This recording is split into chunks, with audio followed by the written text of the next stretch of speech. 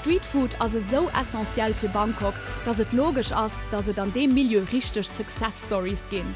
Ein so ein Highflyer aus den Tip Samai, ein Streetfood-Stall, der Pad Thai mischt, belebten Thai-Nudeln mit Krevetten, Eier und Sojasprossen. Hier wird der Pad Thai an ein Omelette gewickelt und das ist wirklich mega gut. Ich treffe den Abend meine Freundin Chao, die 2 Bücher über Bangkok Streetfood geschrieben hat. Äußerst schlang beim Tip Samai einfach zu lang gewirrscht, und wir sitzen da wenigstens nebendran bei einer anderen Streetfood-Legende, dem Jai Fai. So Chao, that queue next door doesn't ever seem to die down. Yeah, it's like a nightclub, right?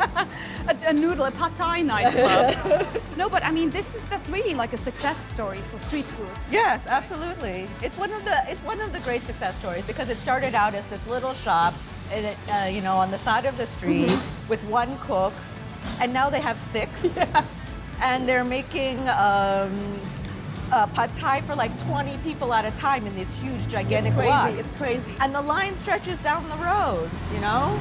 So we decided to come next door to your favorite place. Yes, Jai this is Fai. a different kind of success story, I find. Yeah.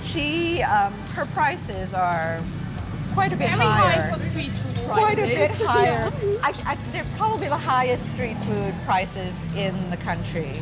I think it's not exaggerating to say, but it's worth it. It looks amazing. She's been around a long time. That lady is 77 years old, if we 77 may say that. It's crazy. And she's cooking with her goggles. It's amazing to see that. Still make sure to put on lipstick and a full face Very of makeup. important. Very important to look nice while you're working. Mit ihrem ikonischen Schwammbrill an ihre rote Lipsen ist Jai Fai unverkennbar. Was man zu dem Moment, wo wir gefilmt haben, noch nicht wissen konnten, dass dieses Streetfood-Restaurant ein paar Wochen drauf einen Michelin-Stern kriegen gave. Den ersten und einzigen Michelin-Stern, der bis an Thailand aus Streetfood verdeelt gouf. Heute muss mindestens 2 Stunden warten, für hier einen Platz zu kriegen. Und wir sitzen hier in einem quasi idle Restaurant. War eine Chance.